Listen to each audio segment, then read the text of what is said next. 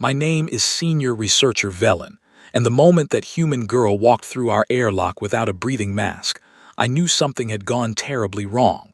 I am writing this report from a holding cell, so please forgive my tone. The council demanded a full account of what happened, and they shall have one. It began 3 cycles ago, when our toxicology wing received approval for a study we had been waiting on for years. The grant was generous, 40 million credits, enough to keep my laboratory funded for a full decade. All we needed was a single volunteer from a Class 9 Deathworld, and humans, being the only Class 12 species ever recorded, were the obvious choice. I drafted the safety paperwork myself. I remember laughing softly as I typed the precautions. The subject must not breathe more than a trace amount of sulfur compounds. The subject must not stand in heated chemical fog for more than 30 minutes. The subject must be watched closely for heart trouble at any radiation level above background. The council approved every line. The human signed every line. She did not even read past the 2nd page. Her name was Holly. She was 24 years old according to her file, and she walked into our facility wearing torn blue trousers, a faded gray shirt, and shoes that squeaked on the polished floor. She was chewing something pink and shiny between her back teeth, and the smell of it set off 3 separate alarms on my olfactory panel before she had even reached the front desk. I greeted her in the standard coalition manner, with all 4 arms folded in respect. She waved. Just waved. Then she said, and I will never forget the words she said, "Oh my gosh, you guys are so cute, like little blue octopuses in lab coats." I did not know how to respond. No one had ever called me cute before. In my 800 years of research, no test subject had ever greeted me with anything other than fear, respect, or polite distance.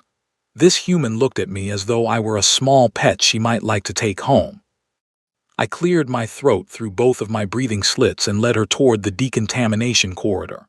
The corridor is calibrated to neutralize most known biological threats. As Holly walked through it, every single sensor on the ceiling began to flash red.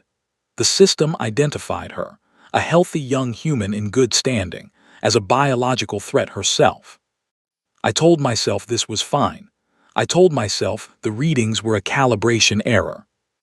I should have stopped right there. I did not. My funding depended on it. So at 9 o'clock standard, I sealed Holly of Earth into Chamber 3, sat down at my console, and began what the council would later call the most damaging single hour in the history of comparative biology. The chamber was the finest we had: reinforced walls, triple-sealed glass, a small chair in the center bolted to the floor, a water dispenser in the corner, a speaker in the ceiling so we could communicate. Holly sat down and crossed her legs. "Where do I plug in my phone?" she asked. I told her there was no place to plug in her phone. We did not use that kind of port. We used inductive charging plates of a different frequency. "Oh," she said, "that stinks."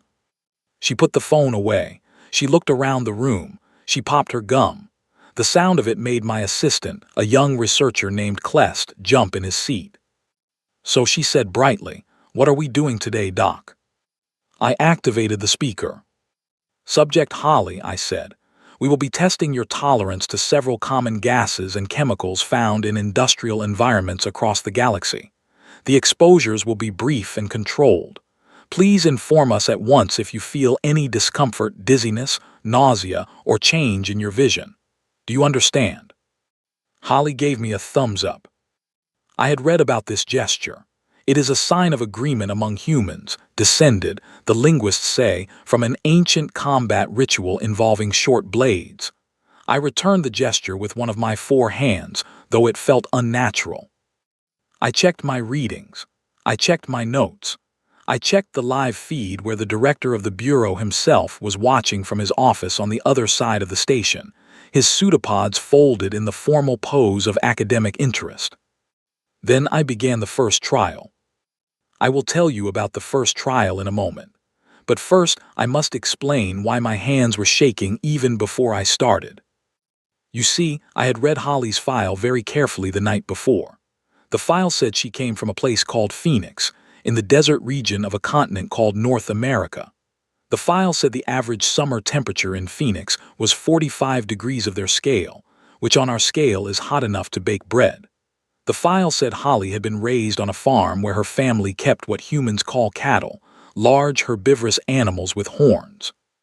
The file said she had once, at the age of 9, picked up a venomous snake with her bare hands because, and I quote her own statement, it looked sad.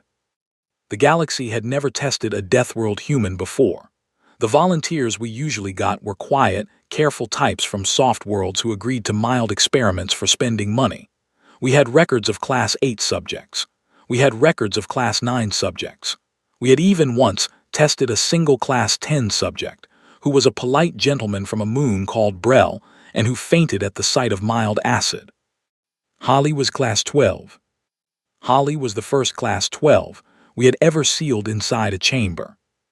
And Holly, sitting in our reinforced room with her gum and her dead phone, had absolutely no idea that the entire scientific reputation of my department was about to depend on whether or not she sneezed. I took a long, slow breath through both my breathing slits. I pressed the first button. Test 1 began at 9:14 Standard Time. The substance was hydrogen sulfide, a common industrial gas with a strong, rotten smell. The galactic limit for safe exposure in mammalian species is 2 parts per million. The limit for unconsciousness is 40 parts per million. The limit for cellular collapse is 100 parts per million. I started Holly at half a part per million, a whisper, less than the smell of a closed kitchen. She did not react. I went up to 1 part per million, then 2, then 5. At 5 parts per million, Holly's nose wrinkled. She said, "Hey, Doc, did something crawl into your vents and pass on?" I told her this was the first chemical test. I asked her to describe what she felt. She shrugged. "Smells like my Uncle Greg's farm," she said. "He kept chickens that didn't lay right. The eggs would go bad in the henhouse and you'd find them weeks later. Same exact smell." I increased the concentration to 10 parts per million. She fanned her nose with her hand. I increased to 20. She rolled her eyes and said, "Doc, you got a window I can crack." I increased to 50 parts per million. This was the point at which my own kind would lose consciousness. This was the point at which any sensible coalition mammal would slump in their chair and require immediate evacuation. Clest, who was monitoring the air around the chamber from his outside console, suddenly went pale.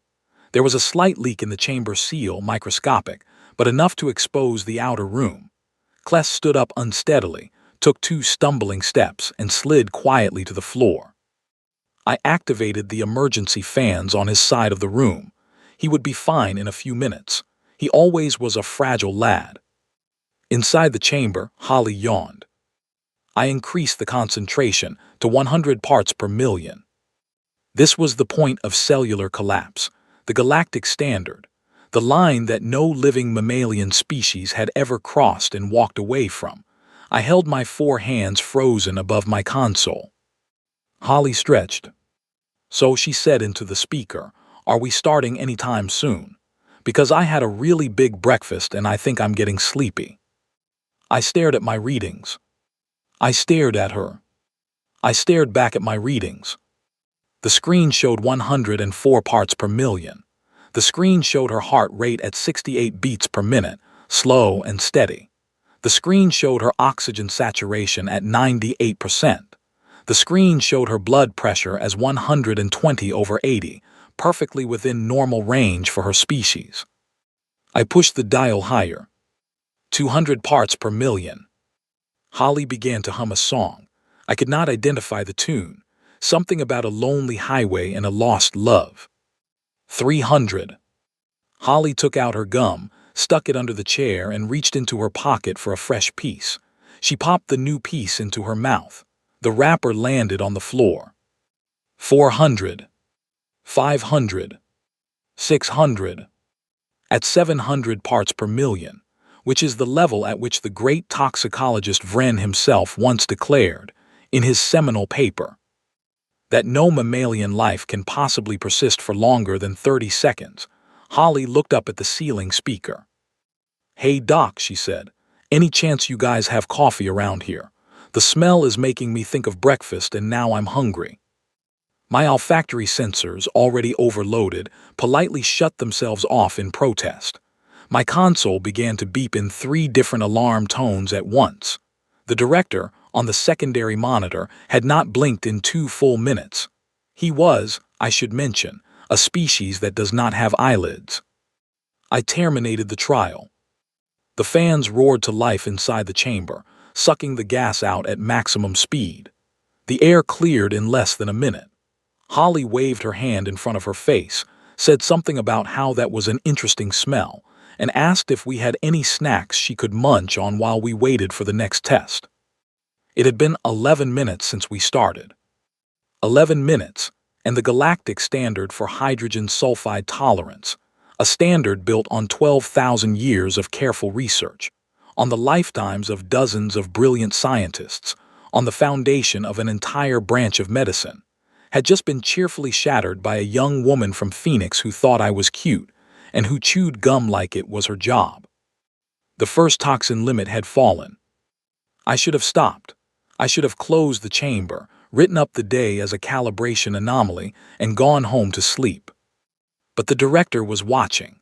The funding committee was watching. And somewhere, deep in the part of my brain that all researchers carry, the small foolish part that whispers go on, just one more, you must know, the question had already taken root. If Holly could survive that, what else could she survive? I reached for the second dial. I cleared my throat through the speaker and tried to keep my voice steady.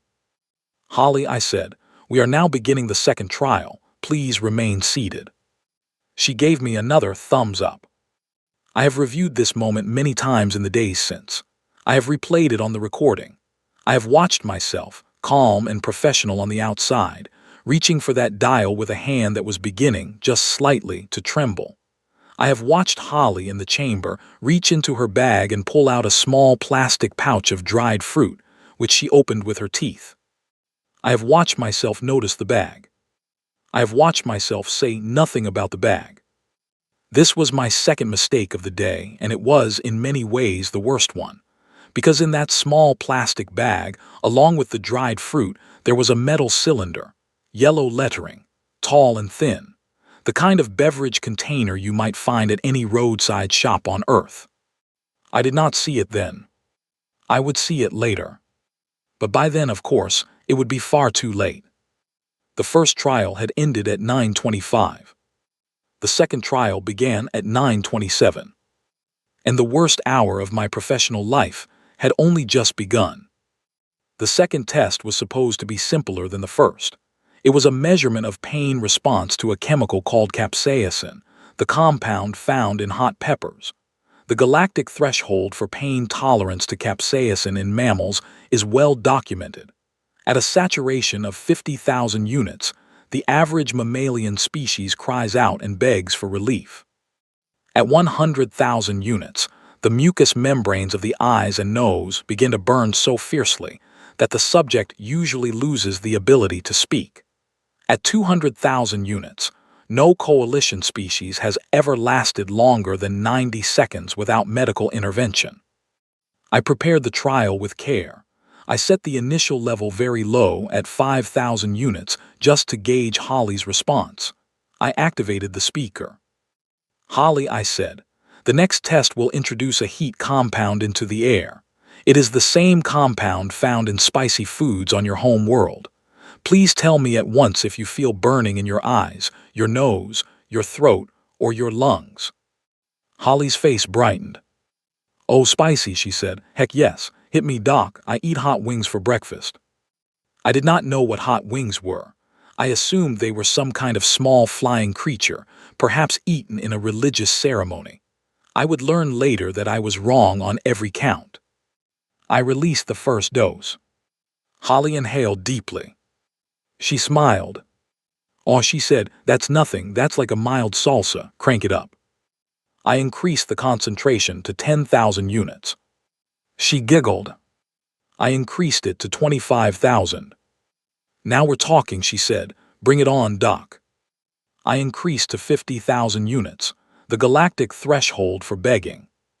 Holly's eyes began to water, just a little. She blinked a few times. Then she reached up, wiped her cheek with the back of her hand, and laughed out loud. "Oh, this is fun," she said. "This reminds me of my cousin Bobby's chili cook-off. He puts in 3 kinds of pepper, and if you can finish a bowl, he gives you a T-shirt. I have 9 of those T-shirts." I increased the concentration to 100,000 units. This was the point at which the average mammal lost the ability to speak. Holly, however, started singing. She sang loudly. She sang badly. She sang a song about a place called Margaritaville, which appeared to be some sort of coastal village where people drank fruit beverages and lost various items of clothing. The song went on for a long time. There were many verses. I increased the concentration to 200,000 units. This was the point at which no coalition species had ever survived for more than 90 seconds. Holly stood up. She did a little dance. She made what I can only describe as a celebratory hand gesture, both arms in the air, fingers spread wide, hips moving in a rhythmic pattern. She was still singing. Her eyes were still watering. Her nose was running. She was, by every measurement on my console, in a state that should have rendered her unconscious. She was also, very clearly, having the time of her life. Clest, who had recovered from the first trial and returned to his console, made a small whimpering sound and put his head between his knees. The director, on the monitor, had begun to make a noise I had never heard before. It was a deep, low rumbling, like distant thunder. I would learn later that this was the sound his species made when they were processing genuine astonishment. I increased the concentration to 300,000 units. Holly stopped dancing. She looked at the speaker. "Doc," she said, "Hey Doc, real quick. Do you guys have any chips, like tortilla chips? Because this is making me crave nachos so bad right now." I did not know what nachos were.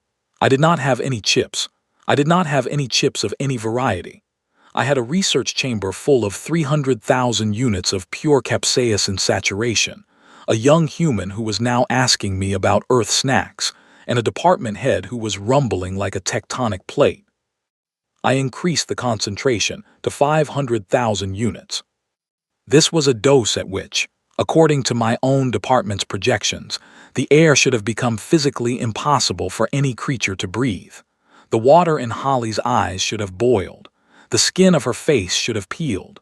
The membranes of her nose should have swollen shut. Instead, Holly sat back down in her chair, sniffed once, and said, "You know, the weird thing is, this is actually pretty mild. My grandma used to make a salsa that was way hotter than this. She used ghost peppers and Carolina Reapers, and she said it was for medicine. She lived to be 92. I terminated the trial. The chamber fans roared again. The capsaicin began to clear. Holly leaned back in her chair, fanned her face with her hand, and closed her eyes for a moment as though enjoying a pleasant breeze. It was 9:41. 23 minutes from the start. The second toxin limit had fallen. I sat in silence at my console for what must have been 30 full seconds. My 4 hands hovered over the controls. My breathing slits were wide open. My olfactory sensors were still recovering from the first trial. My funding, my career, my entire field of research was on the screen in front of me, and Holly was in the chamber asking if she could take her sweater off because it was getting warm. The director's voice came through my private channel. "Velen," he said. His voice was very calm. "Yes, Director," I said. "Continue," he said. "Director," I began, "perhaps we should consider." "Continue," he said again. I knew that tone. Every researcher in the coalition knew that tone. It was the tone of a senior official whose entire career was now wrapped up in the outcome of a single experiment, and who would not, under any circumstances, allow that experiment to be stopped before its proper conclusion. I continued. The third trial was radiation, specifically a controlled dose of ionizing radiation, the kind found in the outer layers of certain industrial environments and on the surface of particular asteroid mining colonies. The galactic threshold for safe exposure is very low. The threshold for sickness is moderate. The threshold for the condition known as acute radiation syndrome is high. Beyond that, no living mammalian species has ever been recorded to survive without immediate and extensive medical care. I activated the emitters. Holly, I said, the next test involves a low-level radiation field. You may feel slight warmth on your skin. Please tell me at once if you feel nauseous, dizzy, or if your vision changes. Holly, who was now sitting cross-legged on her chair like a small child, gave me another thumbs up. I started at the safe level. She did not react. I increased to the sickness level. She wiggled her toes. I increased to the syndrome level. Wait, Holly said, is this an X-ray? Are you giving me an X-ray? Because if so, my dentist is going to be so mad. He told me not to get any more X-rays this year. Something about cumulative exposure. I increased the dose further. Her readings remained perfect. Heart rate steady, blood pressure normal, no cellular damage that my scanners could detect. I increased again. Her DNA on my deep tissue monitor was actually showing minor self-repair activity, not damage, repair, as though her cells were so used to environmental stress that they were taking the opportunity to clean up old issues. I had never seen anything like it. I increased the dose to a level that, in the records of the Galactic Medical Authority, had only been survived once, by a small water-dwelling creature called a tardigrade, accidentally launched into the vacuum of space and recovered 3 years later. The tardigrade had been celebrated as a marvel of biology. Its survival had been the subject of 17 major papers and 1 popular children's book. Holly, exposed to the same dose, looked at her wrist. "Oh man," she said, "my phone died. I was gonna check my texts." It was 9:51. 41 minutes from the start. The third toxin limit had fallen. I terminated the trial. I shut down the emitters. I stared at the readings, and I felt something cold and sharp inside my chest, the feeling that any researcher feels when they realize the universe is not quite the shape they thought it was. Holly, in the chamber, stretched her arms over her head and yawned. "So, Doc," she said, "how many more of these? Because I gotta tell you I'm getting kinda thirsty." She reached into her bag. She pulled out the cylinder. The yellow letters, the metal can, the thing my sensors had logged at intake but my busy mind had failed to flag.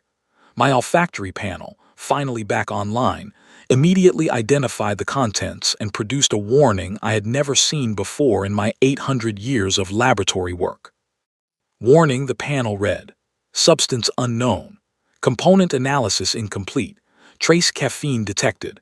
Trace fermented grain product detected.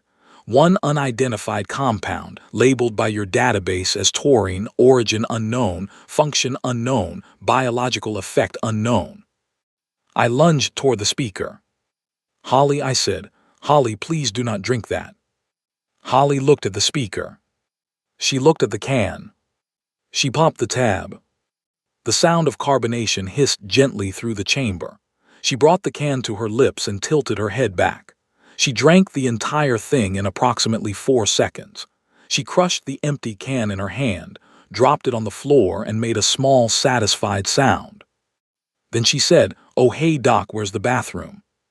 The 4th and final hour of my career as a respected researcher had now begun, and I, senior researcher Velen, had absolutely no idea what was about to happen next.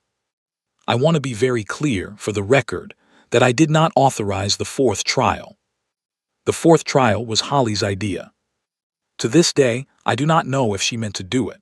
I do not know if she understood, in any meaningful way, what that beverage of hers actually was. I do not know if humans, as a general rule, understand what is in their road sodas, or if they simply trust the bright colors and yellow lettering and assume that everything will be fine. I suspect it is the second one. What I do know is this. Holly drank that can in 4 seconds, and 14 minutes after she drank it, while my team and I were still trying to recover from the radiation trial and prepare the chamber for a 4th and final test of our choosing, Holly raised her hand, very politely, like a child in a classroom, and asked again where the bathroom was. I had forgotten that the chamber had a small, sealed waste reclamation closet built into its rear wall. It was a standard feature of all our long-duration test chambers. The system inside this closet was designed to process the waste of the average coalition test subject. It was rated, very specifically, for biological output of moderate toxicity. It was not, and I cannot stress this enough, rated for the output of a Class 12 Deathworld human who had just consumed an unknown Earth beverage on top of a breakfast that, according to her own offhand comment, included something called bacon. I directed Holly to the closet. She thanked me. She closed the door. For approximately 7 minutes, nothing of note occurred. Then the alarms began. The first alarm was the standard waste processing alert. It is a small soft chime that informs the technician on duty that the system has detected an unusual biological compound. It is gentle. It is friendly. It says, in pleasant tones, "Please review the latest sample." The second alarm came 30 seconds later. It was louder. It was less friendly. It said, in formal coalition speech, "Sample exceeds standard processing parameters."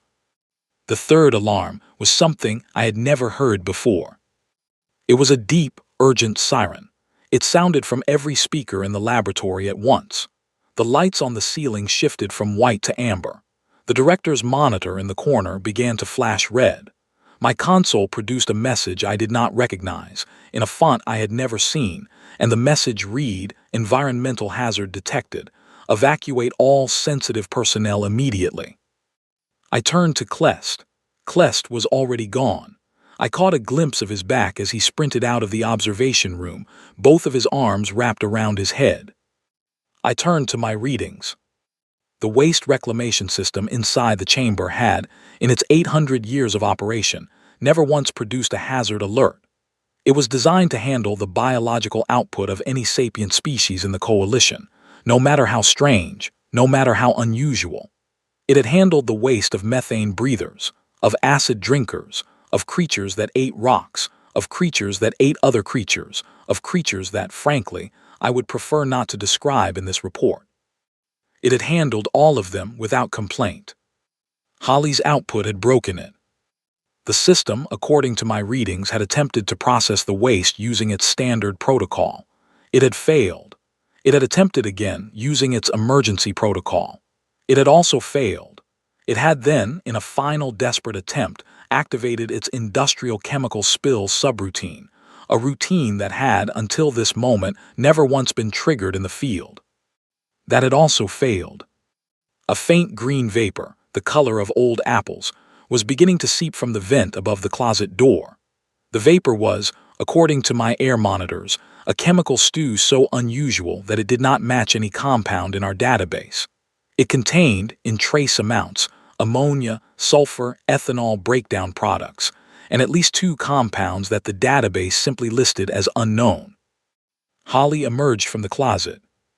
She closed the door behind her. She walked back to her chair. She sat down. She looked up at the speaker. "Hey, Doc," she said. "I don't know what was in that drink, but I think it didn't agree with me. Sorry about that. Was it something I ate?" I tried to speak. I could not. The director's voice, which had been silent for the last 3 trials, came through my private channel. It was, once again, very calm. The kind of calm that I now understood was the sound of a senior official reaching for the button that would terminate not only the experiment but possibly the entire department. "Velen," he said. "Yes, Director." "End it." "Yes, Director." "End it now." I activated the emergency protocol. The chamber's atmospheric scrubbers, designed to remove any contaminant in less than 30 seconds, struggled for nearly 4 full minutes. The green vapor refused to clear. The waste reclamation system, finally giving up, made a small, sad mechanical sound and shut itself down permanently. Holly in the chamber washed her hands at the small sink. She dried them on a paper towel. She looked at the flashing red lights and the swirling green vapor and the alarms that were still wailing across the entire laboratory, and she made a small concerned face. Did I break something? She asked. I could not bring myself to answer. The fourth limit had fallen at 10:07, exactly 1 hour and 7 minutes after Holly had first walked through our airlock. By any standard the Galactic Bureau of Research used, the experiment was now a complete and total catastrophe. By any standard the funding committee used, my career was over. By any standard the director used, I was already in his mind, packing my belongings. I opened the chamber. The fans had finally cleared the air. Holly stepped out, picked up her bag, and walked over to my console with the bright, easy step of a young woman who has just had a slightly unusual morning. She looked at my screens. She looked at me. She frowned. "You okay, Doc?" she said. "You look kinda pale, or like paler than normal. I don't know what your baseline is." I told her I was fine. She did not believe me. She reached into her bag and pulled out a small wrapped bar of some kind. She offered it to me. "Granola," she said. "It's got chocolate chips. Always helps me when I feel weird." I declined politely. She shrugged, opened the bar herself, and began to eat it as she walked toward the exit. At the door, she turned back. "Hey, Doc," she said. Did I pass the test? Because if I passed, I was hoping I could get the credits early. My rent's due next week, and my landlord is being a real piece of work about it." I told her she had passed. I told her she had passed every test we had ever designed, and several we had not yet thought of. I told her the credits would be in her account within the hour. She gave me one final thumbs up, said thanks, Doc. You guys are still cute, and walked out of my laboratory and out of my professional life forever. I sat at my console for a long time after she was gone. The alarms had finally stopped. The green vapor had finally cleared. The waste reclamation system was beyond repair, but the air was breathable again. Clest, somewhere down the hall, was being checked on by a medic. The director's monitor had gone dark. My private channel chimed. It was a message from the funding committee. I opened it. The message was brief. It was, in fact, one of the briefest official messages I had ever received from the committee in my entire career. It read, in formal coalition script. Researcher Velen. Effective immediately, the grant for Project Cross-Species Tolerance Thresholds in Sapient Mammals is rescinded in full. All remaining funds will be returned to the Bureau Treasury. Your laboratory access has been suspended pending review. Please report to administrative holding by end of day. Signed, the committee. I read the message 3 times. Then I sat back in my chair, folded all 4 of my arms across my chest, and laughed. It was not a happy laugh. It was the laugh of a researcher who has just realized in a single hour that everything he thought he knew about toxicity, about life, about the basic shape of biology in the galaxy, was wrong. It was the laugh of a creature who has just been beaten by a young human girl who chewed gum, drank a road soda, sang about a fictional coastal town, and walked out the door asking about her rent. The laughter went on for some time. When I finally stopped, I packed my notebook into my satchel, closed down my console, and walked toward the administrative wing to begin the long process of explaining myself to the council. The hallways were quiet. The other researchers, having heard the alarms, had wisely decided not to ask any questions.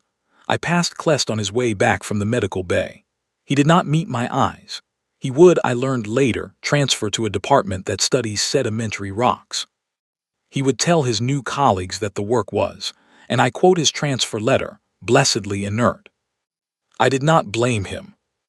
I was, in many ways, the only one left to face the council, the only one who had been at the console, the only one whose name was on the original grant application, the only one who had, in writing, in front of witnesses, signed the document that allowed Holly of Earth into our facility without a single proper safeguard for what she actually was.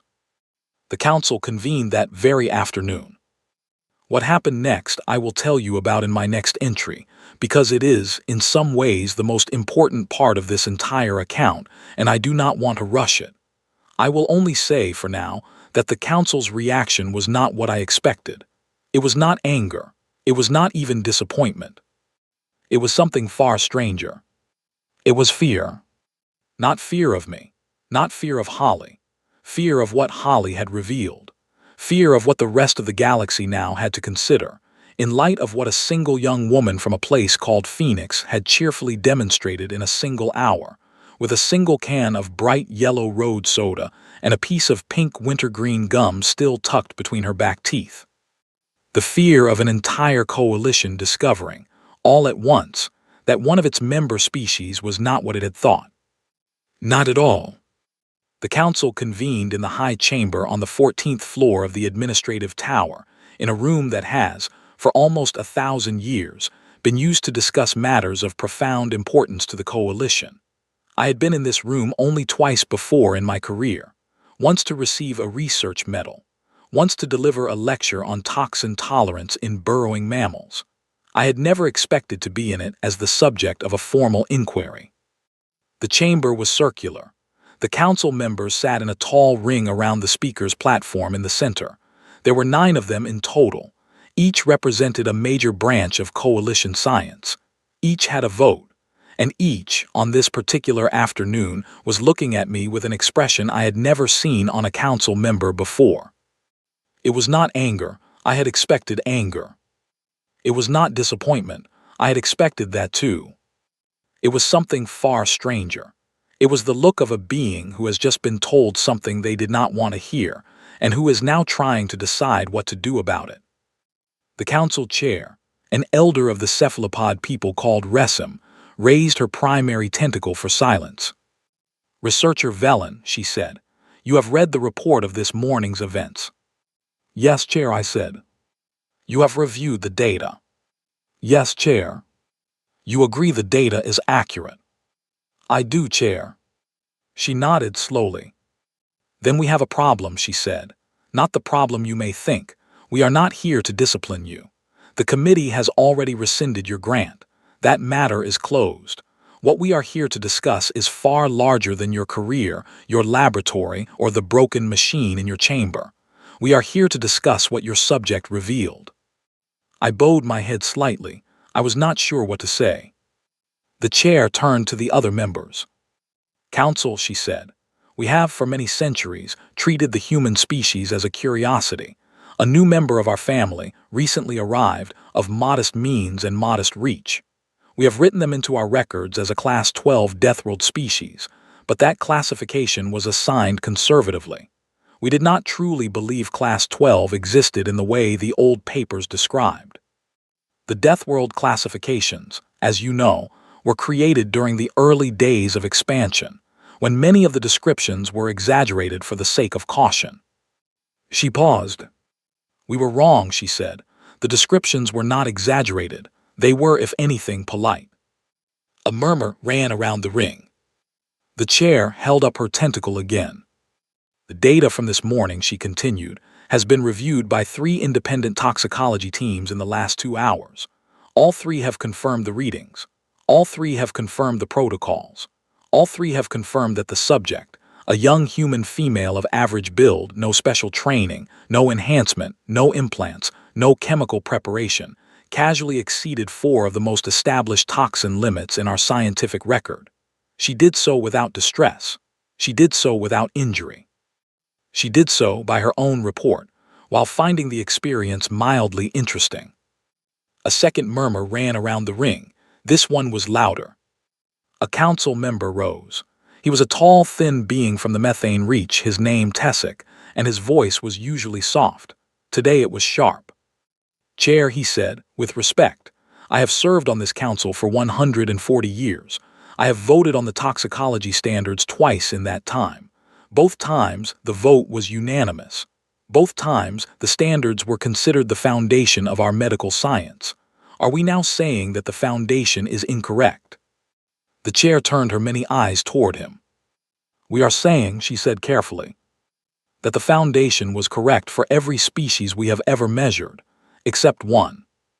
The room went very quiet. I stood at the speaker's platform with all 4 of my arms folded behind my back, and I waited. I did not know what was coming. I had assumed, on the walk to the chamber, that I would be reprimanded, perhaps demoted, perhaps even removed from my position entirely. I had not assumed that I would be in the middle of a discussion that, if I read the room correctly, was about to redefine the coalition's understanding of an entire member species. The chair turned back to me. "Velen," she said, "we have a question for you."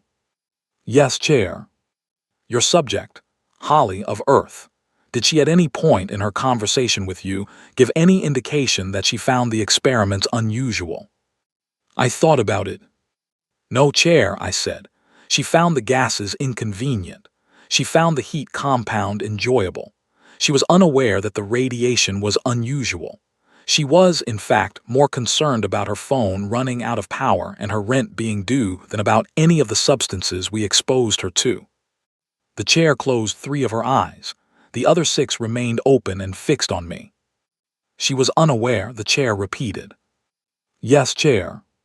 She did not understand that what she was doing was extraordinary. "She did not, Chair." A long silence followed. I could hear the soft hum of the chamber's air system. I could hear the gentle clicking of the council recorder taking down every word. I could hear, somewhere far below us, the distant sound of a transport vehicle passing through the docks. Finally, the chair spoke again. "Council," she said, "I will now share with you a piece of information that has not yet been made public. It was passed to me 1 hour ago by the Bureau of Long-Range Surveys. I had hoped to release it through formal channels. Events have made that impossible." She tapped her tentacle on the table. "The current population of the human species, on their home world and across their colonies, is approximately 12 billion individuals." Another murmur, louder still. I knew the number was large. I had not realized it was that large. The chair continued. "Of those 12 billion, approximately 99.9% are the same general type as our subject this morning. Average build, average tolerance, no special training, no enhancement. They are not the strongest of their kind. They are not the most resistant. They are, in the words of our surveyors, the baseline." She paused. "The remaining 0.1% are, by human standards, considered exceptional. Soldiers, athletes, survival specialists, persons who have trained their bodies to perform feats that even other humans regard as impressive." She looked around the ring. "If our subject this morning, a baseline human with no training, with no preparation, with no enhancement, casually exceeded 4 of our toxin limits in a single hour, the question this council must now consider is what the exceptional ones can do." The room was silent for a very long time. I had not thought about it that way. I had been so focused on Holly herself, on her gum, on her road soda, on her offhand questions about chips and bathrooms that I had failed to consider the larger picture. Holly was not unique. Holly was ordinary.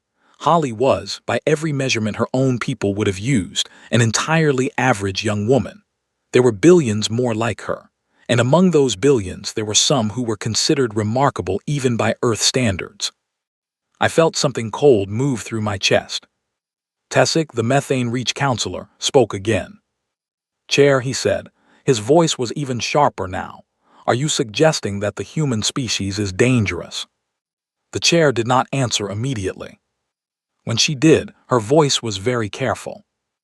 "I am suggesting," she said, "that we have, for the entire duration of our relationship with Earth, treated humans as if they were a Class 5 or Class 6 species with an unusual home world. I am suggesting that this assessment was, to put it gently, inaccurate. I am suggesting that the data from this morning indicates that humans may be, in terms of raw biological resilience, the most robust mammalian sapients we have ever encountered." She let the word sit. Then she added, "I'm also suggesting that this is not in itself a reason for alarm. The humans have given us no indication of hostile intent. They have signed every treaty. They have honored every agreement. They have, in fact, been one of the most cooperative new members the Coalition has welcomed in 2 centuries. Our concern is not their behavior. Our concern is the gap between what we believed about them and what they actually are." A new counselor rose. She was small and round, of the silicate people, and her name was Anna. "Chair," she said, "may I speak to the practical matter?" "Please." The grant for researcher Velen's project was 40 million credits. I am not concerned about the credits. I am concerned about the fact that this project, as designed, was meant to test the upper limits of mammalian tolerance for the purpose of designing safety equipment. Industrial breathing masks, radiation shielding, environmental suits for off-world workers. The standards we use for these products are based on the toxin limits that we now know to be, in the case of one species, completely useless. She paused. There are, at this moment, 27,000 humans working on coalition mining stations, in environments calibrated for our standards. Those humans have, for years, been reporting to their supervisors that the safety equipment is uncomfortable, too restrictive, too cautious. Their supervisors have ignored these reports because the equipment meets all of our certifications. She looked around the ring. We have been protecting humans from environments that, by our data this morning, do not threaten them in any meaningful way. Another long silence. The chair nodded slowly. "Thank you, Anna," she said. "That is the practical matter. There is also the scientific matter, which is that several entire branches of our medical research are now in question. There is also the diplomatic matter, which is that we will need to inform the human delegation of our findings without alarming them. There is also the philosophical matter, which is that we will need to update our classification system and possibly create a new category above Class 12. She paused. "But for now," she said, "the immediate matter before us is what to do with researcher Velen." All eyes turned to me. I straightened my back. I prepared myself for the reprimand. "Velen," the chair said, "you designed a flawed experiment. You ignored proper safety review. You allowed an unknown beverage into a sealed test chamber. You damaged a piece of equipment that has served the Bureau for 800 years. By every standard of professional conduct, you have failed." I bowed my head. "However," she continued. I looked up. "You also produced, in a single hour, more useful data on the limits of human biology than the entire coalition has produced in the 200 years since first contact. You did so by accident. You did so against your own intentions. You did so, in fact, while trying to confirm a set of standards that you now know to be wrong. But you did it." She tapped her tentacle on the table again. "The Council will not restore your grant. That matter is closed. The funding committee has spoken, and we will not overrule them. However, the Bureau is opening a new department, effective immediately, to study the human species in a more accurate manner. The department will be funded at a level of 200 million credits. It will be staffed with researchers from across the coalition. It will operate under strict ethical guidelines, in full cooperation with the human delegation, with subjects who are properly informed of the scientific significance of their participation." She paused. "We would like you to lead this department." I stared at her. I was not sure I had heard correctly.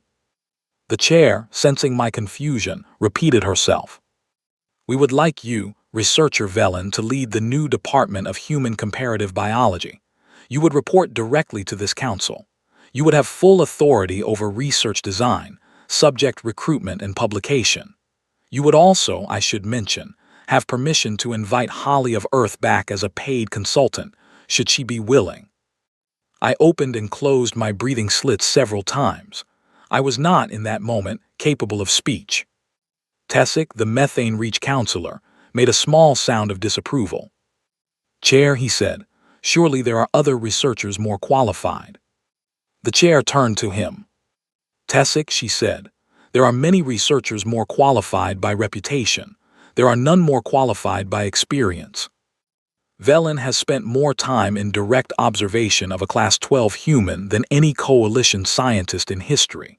He has, for better or worse, the unique distinction of having watched one of them do 4 things that, until this morning, were considered biologically impossible.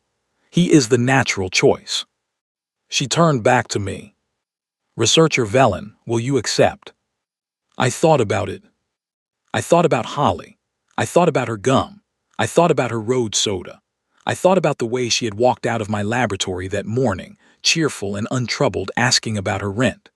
I thought about the 12 billion humans, most of them just like her, going about their daily lives on a world where the air, the water, the plants, the animals, the very sunlight itself, was, by coalition standards, mildly hostile. I thought about what it would mean to study them properly. I thought about how much there was to learn. I thought about how, in 800 years of research, I had never, not once, felt the kind of sharp, clean curiosity that I felt at this moment. The kind of curiosity that comes only when you realize the universe is much larger than you thought it was. "Yes, Chair," I said, "I accept." The chair nodded. "Good," she said. "The department opens in 3 days. Your office will be on the 7th floor. Your assistant, Clest, has been reassigned to sedimentary rocks at his own request, but I am sure we can find you someone new. We will also be transferring your former laboratory to the new department, with the broken waste reclamation system removed and replaced." She paused. "And Velen?" "Yes, Chair. Please contact Holly of Earth. Inform her that the Coalition would like to hire her as a long-term consultant. Offer her, let us say, 10 times the original grant amount.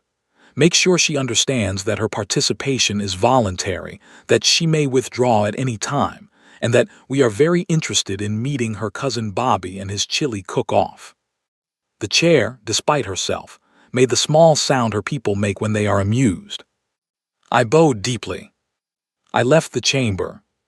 I walked down the long corridor to the elevator, and as the doors closed and the floor began to descend, I found that I was, for the first time in my entire career, smiling.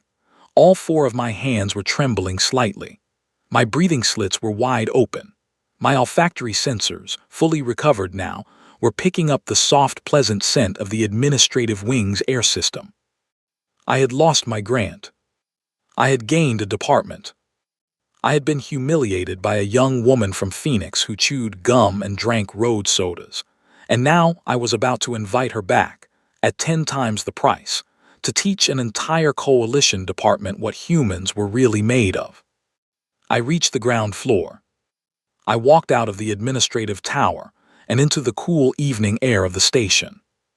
I had, somewhere in my satchel, the contact information that Holly had provided at intake.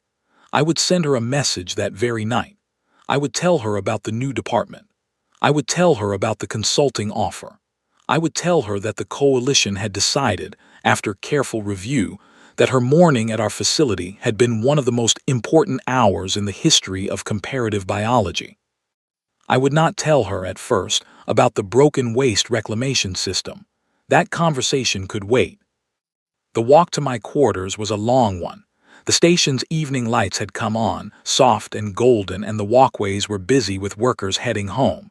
I passed beings of every species in the coalition: the cephalopod people, the methane breathers, the silicate folk, the tall, thin beings from the cold worlds, the short, sturdy beings from the heavy worlds. And here and there, walking among them, I saw humans. Just a few, workers from the trade docks mostly, women in work clothes carrying tools, men with rolled-up sleeves and tired but satisfied faces, young people in the soft, casual clothing they seemed to prefer for everything. They walked among the other species easily, without fear, without caution, as though they had not noticed that the air on this station had been calibrated very carefully by my own department to be safe for all sapient life. They had not noticed because they had not needed to notice. The air was, for them, perfectly fine. It would always have been fine, even without our calibration. I watched a young human woman pass by me on the walkway. She was carrying a small bag of some kind, and she was eating something sweet from a wrapper. She did not see me. She was humming a song. It sounded a little like the one Holly had sung in the chamber, though I could not be certain. I let her pass. I continued home. That night in my quarters, I sat down at my desk and began to write the message to Holly. It took me a long time. I wanted to find the right words. I wanted to explain, without alarming her, what her morning had revealed. I wanted to invite her back without pressuring her. I wanted to be honest about the science without making it sound either too simple or too important. In the end, I kept it short. "Holly," I wrote, This is researcher Velen from the toxicology study. I hope this message finds you well. I am writing to inform you that the data from your visit was significant. I would like to offer you a long-term consulting position with our new department. The pay will be substantial. The work will be light. We would also be very interested in any of your relatives who, in your words, eat hot wings for breakfast. Please let me know if you are interested. With respect, Velen. I sent the message. I sat back in my chair. The message indicator showed that it had been received. 3 minutes later, a reply came back. It was in the human style, short and direct. "Hey Doc," the reply read, "glad to hear from you. Yeah, I'm down. How much is substantial? Also, can my cousin Bobby come? He makes the best chili in the county and I think you'd like him. Let me know." I read the message twice. I laughed again for the second time that day. This time it was a different kind of laugh. A laugh of relief. A laugh of the future. A laugh of a researcher who has just realized that the most important work of his career is not behind him but ahead of him, and that it will involve, among other things, learning what hot wings are, what road sodas contain, and what a chili cook-off looks like in person. I wrote back. "Holly," I wrote, "the pay is 10 times the original grant amount. Cousin Bobby is welcome. Please bring his chili. I will arrange transport. With respect, Velen." The reply came back in less than a minute. Cool, the message read, "See you soon. Tell your friends to bring milk. They're gonna need it." I did not, at first, understand what milk had to do with chili. I would learn. I would learn many things in the months and years that followed, as the Department of Human Comparative Biology opened its doors and Holly of Earth, along with her cousin Bobby and a rotating collection of other relatives, came to teach a curious, terrified, deeply respectful coalition what a Class 12 species really was. I would learn that the 4 toxin limits Holly had broken in that single hour were, in the grand scheme of things, only the beginning. I would learn that humans had limits we had not yet measured, capabilities we had not yet observed, biological quirks that made every previous theory of mammalian life look like a child's drawing of the truth. I would learn that the funding committee, having cut my original grant in shame, would within 6 months be begging the new department for results, for papers, for any scrap of data we could share. I would learn that the broken waste reclamation system had become, by some quiet decision of the Bureau, a museum piece. It now sits in the lobby of the new department, behind a glass case with a small plaque beneath it. The plaque reads, "Informal Coalition Script." This unit served the Bureau of Comparative Biology for 800 years. It was decommissioned on the morning of its final test. The cause of decommission is preserved in the official record as a reminder that the universe is always larger than we think it is. Visitors, especially humans, find this very funny. Holly, when she first saw it, laughed for almost 5 minutes. She then asked if I had any chips. I had by that point learned to keep some on hand. That is the end of my account, Counsel. I have left out only the personal moments, the friendship that grew between Holly and me, the long evening spent listening to her cousin Bobby's stories of the family farm, the day, 2 years later, when I was invited to Earth itself and stood for the first time on the surface of a Class 12 world, breathing air that was, by coalition standards, hostile, and finding, to my surprise, that I could breathe it just fine if I took it slow. I have left these things out because they are, in the end, not part of the official record. But they are, I think, the most important things of all. They are the reason I am writing this report not from a holding cell, as I joked at the start, but from the bright, comfortable office of the director of the Department of Human Comparative Biology, a department that has, in 5 years, produced more scientific papers than any other in the coalition, and a department that exists because, on a quiet morning long ago, a young woman from Phoenix walked through our airlock without a breathing mask and very politely asked us if we had any coffee. We did not at the time have coffee. We do now. We have the best coffee in the station. Holly insisted. End of report. Filed by Senior Director Velen, Department of Human Comparative Biology, with respect and gratitude to the Council, and with one final note for the record, that the universe is always larger than we think, that humans are always tougher than we expect, and that the sound of a young woman laughing in a sealed chamber, while every alarm in the building wails around her, is a sound I will remember, I think, for the rest of my long and now considerably more interesting life.